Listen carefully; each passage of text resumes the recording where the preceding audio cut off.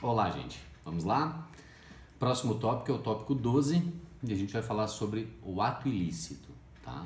Obviamente, a gente vai fazer toda essa abordagem direcionada ao direito civil, né? Não ao direito penal, tá? E o ato ilícito, né? Se a gente for analisar isso sim, aplicando-se seja para o direito civil, seja para o direito penal, a gente entende que o ato jurídico, isso falando em sentido amplo, né, seja o ato jurídico em sentido estrito ou o negócio jurídico, é toda ação humana que seja apta a criar, modificar ou extinguir direitos e obrigações. Né?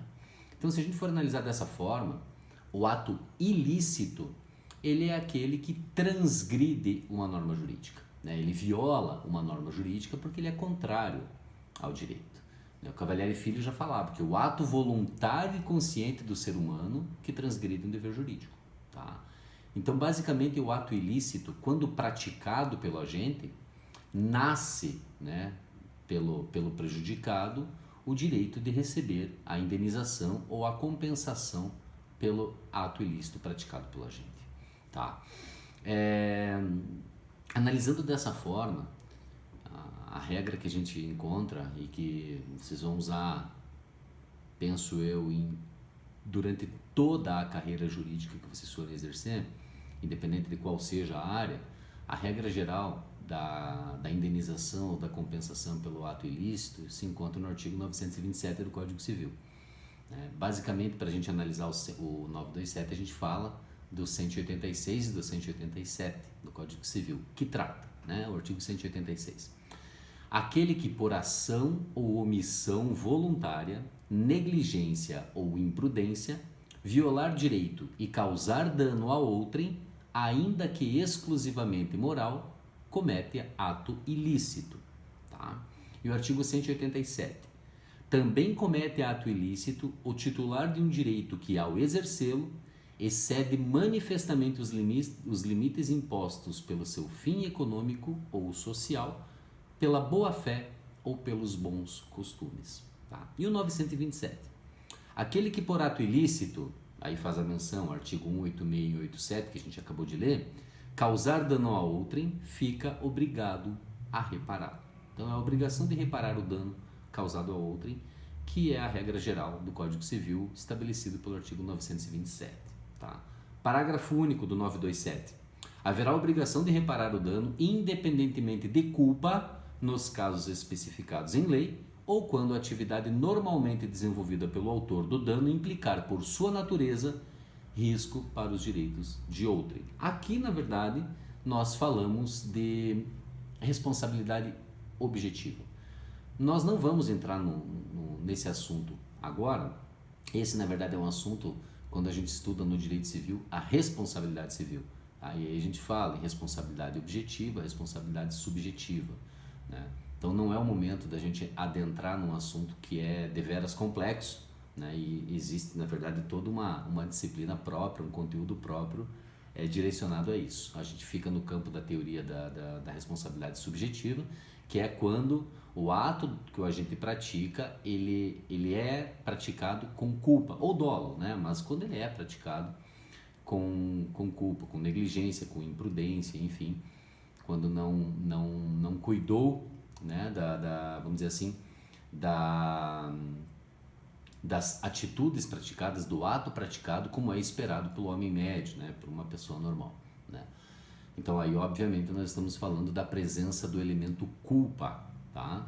A responsabilidade objetiva, não. Por quê? Porque vamos imaginar, por exemplo, uma atividade empresária, né? Os riscos dessa atividade, o consumidor que venha a consumir um produto que venha a lhe causar um prejuízo, o empresário certamente responderá pela responsabilidade objetiva, ou seja, independentemente da culpa desse empresário, haverá o dever, né, de reparar o dano causado ao seu consumidor. A diferença, na verdade, então, entre o ilícito civil e o ilícito penal, ela é muito simples, né? Se a gente for analisar tanto um quanto o outro, os dois têm o mesmo fundamento ético, ou seja, é uma infração, né, de um dever pré-existente e a imputação do resultado à consciência do agente. O ilícito penal, ele envolve mais um interesse social. Por quê? Porque ele consiste na ofensa à sociedade, né? Então, obviamente, o agente sofre a aplicação de uma combinação legal, que normalmente pode ser a restritiva de direito, ou a própria privativa de liberdade, claro, né? Ou a pecuniária. Já o ilícito civil é aquele que ofende diretamente o interesse privado de alguém. Então, obviamente, se atinge o interesse privado de alguém, causou dano a essa pessoa. Esse dano pode ser de ordem patrimonial ou de ordem moral, tá? E aí, claro, na sequência a gente fala um pouquinho sobre o dano especificamente, e aí a diferença entre o dano patrimonial, os lucros cessantes, os danos emergentes ou o dano moral, né? A diferença, na verdade, aqui é a indenização e a compensação, tá?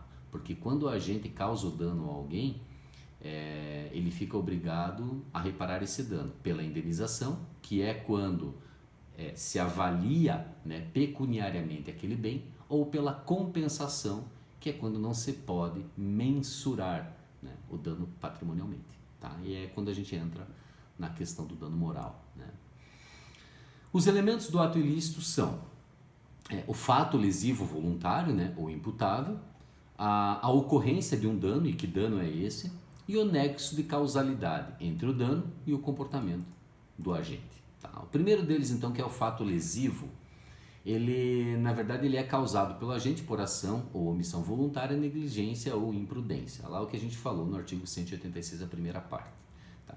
Então, esse fato lesivo, ele pode ser consistente em um dolo ou na culpa, né? Quando a gente fala em dolo, é quando o agente tem conhecimento da ilicitude do seu ato e ele age intencionalmente, procurando lesar a outra pessoa. A culpa, ao contrário, não há a ação intencional da pessoa, mas ela é consciente dos prejuízos que podem advir de seus atos, tá? E aí, assim, ela não age intencionalmente, mas ela assume os riscos de provocar o evento danoso, tá? E a culpa se classifica de várias formas, né? A primeira delas é em função da natureza de um dever que é violado, né? E aí pode ser um dever contratual ou extracontratual, também chamado de culpa aquiliana, né? Quanto à sua graduação, ela pode ser grave, leve ou levíssima, né? A grave é por negligência extrema, né? A leve é quando o ato ele era evitável por uma atenção ordinária, tá? Ou a adoção de diligências próprias, e a levíssima é quando o ato era evitável, mas por uma atenção extraordinária, ou quando dependia da habilidade ou da especialidade de alguém que evitasse a ocorrência daquele dano.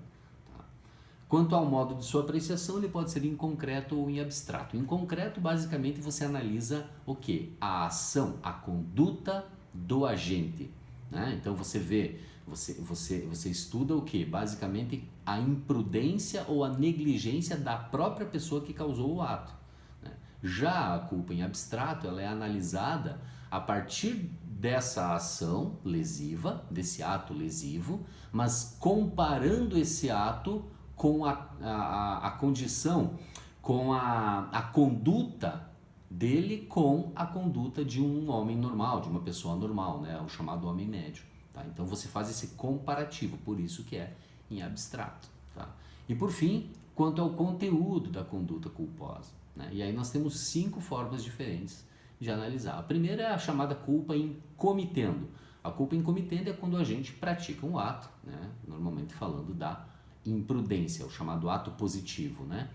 A culpa em omitendo é quando a gente comete uma abstenção, também chamamos de omissão, quando, por exemplo, o ato é cometido por negligência, tá? Ou omitido, né? O terceiro tipo de culpa, né, quanto ao conteúdo, é a culpa em eligendo. A culpa em eligendo, ela advém da má escolha daquele a quem confia, né? A quem a pessoa confiou a prática de um determinado ato, né? Então, o próprio termo eligendo já diz, né? Ele elegeu mal a pessoa a quem ele confiou a prática de um determinado ato. O quarto tipo né? A quarta culpa é a culpa em vigilando. A culpa em vigilando é quando decorre da falta de atenção com o procedimento de outrem por cujo ato ilícito o responsável deve pagar. E aí nós temos isso previsto no artigo 933 do Código Civil, que faz menção ao 932. Então, o que é a culpa em vigilando, né? A culpa em vigilando, por exemplo, é a culpa que tem os pais pelos atos causados pelos filhos, que tem o tutor, o curador, pelos curatelados e os tutelados. A culpa que tem, por exemplo, os donos de um hotel pelos atos praticados pelos seus funcionários, né? Então, o 932 do Código Civil estabelece ali a chamada culpa em vigilando, né? E a culpa em custodiando, o próprio nome já diz, né? A gente tem a ideia da custódia, ou seja, da guarda de alguma coisa, né? Que você deveria, então, preservar, que você deveria cuidar. E a culpa em custodiando basicamente significa a falta dessa cautela, né? Em relação a uma pessoa, a um animal ou um objeto que estava sob os cuidados do agente. Essa menção é feita pelos artigos 936, 937 e 938 do Código Civil. 936 fala dos cuidados com os animais, né? Quando um animal acabar ferindo uma pessoa, obviamente o seu dono é o responsável, é a culpa em custodiando. O 937 fala, por exemplo, dos prédios, das ruínas dos prédios, né? Um exemplo bem comum disso por exemplo, uma marquise lá se não me engano foi na cidade de São Paulo, que caiu uma marquise de um prédio, né? Porque ela não tinha, obviamente, os cálculos necessários e os cuidados necessários para suportar aquele determinado peso, e a marquise caiu sobre um jovem e acabou tirando a vida daquele jovem, né? E também, então, isso é uma culpa em custodiando. E a culpa em custodiando também em relação ao artigo 938 fala, por exemplo, das coisas que são lançadas, normalmente de edificações, de prédios, da tua residência, né, ou qualquer local em que você esteja, sem o devido cuidado. Por exemplo, imagine você no parapeito de um prédio, de uma janela, um vaso de flor, né, e você o vento acaba derrubando, né, esse vaso de flor e acaba atingindo algum pedestre. Então, obviamente que seria evitável, mas você causou um dano e não foi por intenção tua, você não agiu dolosamente, intencionalmente, mas acabou, né? Por culpa em custodiando, pela guarda ou pela não guarda da coisa, pela falta de cautela com aquilo, acabou causando dano a terceiro, né? Então, esse é o primeiro elemento, né? O fato lesivo em si, né? Pelo dolo ou pela culpa. O segundo elemento é a ocorrência de um dano. E quando a gente fala justamente na ocorrência de um dano, quando a pessoa lesada ela procura o pagamento da indenização, né, pleiteada, além de provar essa culpa, né, ou o dolo, obviamente, né, mas além de provar o ato lesivo, ele tem que provar também a extensão do dano que lhe foi causado, seja ele de ordem patrimonial, seja ele de ordem moral. De ordem patrimonial, nós falamos em danos emergentes e lucros cessantes. O que é o dano emergente? O dano emergente é o efetivo prejuízo experimentado pela vítima, né? É o decréscimo patrimonial, né, em decorrência do prejuízo, né, sofrido pelo ato praticado pelo agente, né, pelo ato lesivo praticado, né? O lucro cessante é que, em razão do ato praticado, você deixou de auferir renda, de ganhar alguma coisa. É o exemplo típico que a gente fala, por exemplo, vamos imaginar do motoboy que não consegue mais fazer entregas, do taxista que não consegue mais, realizar o seu trabalho por conta do dano que foi causado em seu veículo, tá? Então, assim, se você fica privado disso, se você não consegue o proveito, vamos imaginar, por exemplo, um carrinho de cachorro-quente, né? E você vem e acaba danificando o carrinho de cachorro-quente. A pessoa não tem mais como prover a sua subsistência em relação a isso. Então, é um lucro cessante. Cessa a renda, os lucros daquela pessoa temporariamente, tá? Então, também é oferível, obviamente, e é indenizável, sem dúvida alguma, né? E o dano moral, né, ou chamado de extrapatrimonial. O dano moral é aquele abalo, né, aquele mal causado à pessoa, mas a gente sempre fala o dano moral basicamente em relação à psique da pessoa, né, o abalo, o sentimento moral causado àquela pessoa que deve ser compensado de alguma forma, tá? E aí por isso que vários elementos são analisados pelo juízo, né, pelas provas produzidas aos autos, para tentar quantificar qual é o abalo moral que a pessoa sofreu, para que então esse abalo seja compensado, tá? E por fim o nexo de causalidade, né? Quando a gente fala no terceiro elemento, nexo de causalidade, basicamente significa dizer é a relação entre a conduta do agente, né, e o dano experimentado pela vítima, ou o dano causado pelo ofensor, né? Então, é a relação entre o dano e o comportamento, tá? E quando a gente fala a relação entre o dano e o comportamento, por exemplo, existem algumas excludentes, né? Se o ato praticado por ele, né, ou se deu por culpa exclusiva da vítima, ou se deu por caso fortuito ou força maior, obviamente que isso elimina a culpabilidade do agente e, obviamente, não há nexo de causalidade, né, passível de indenização, de reparação, enfim, compensação, tá? Então, o nexo de causalidade é elemento essencial, tá, entre a conduta do agente e o dano praticado, né, o ato praticado ou o dano causado. E, obviamente, as consequências desse ato ilícito é a obrigação de indenizar, tá? Então, esse é o item 3 da nossa aula, é o dever de indenizar, até porque a regra geral é da culpabilidade, né? Então, é a chamada teoria subjetiva. Claro, lembrando mais uma vez, nós não vamos entrar no campo das teorias da culpa, né? A culpa subjetiva ou a teoria da responsabilidade objetiva, que daí é uma culpa, é um ato praticado que causou dano independentemente de culpa, tá? E também, obviamente, né, para concluir essa nossa aula, essa nossa videoaula, os atos lesivos que não são ilícitos, tá? Então, o artigo 188 do Código Civil trata justamente desses atos. Então, o primeiro deles é a legítima defesa, o segundo é o exercício regular de um direito, e o terceiro é o que chamamos de estado de necessidade, tá? Então, o inciso 1 do artigo 188 fala que, é claro, o caput não constituem atos ilícitos. Inciso 1, os praticados em legítima defesa ou no exercício regular de um direito reconhecido. E o inciso 2, a deterioração ou destruição de coisa alheia ou a lesão à pessoa a fim de remover perigo iminente, tá?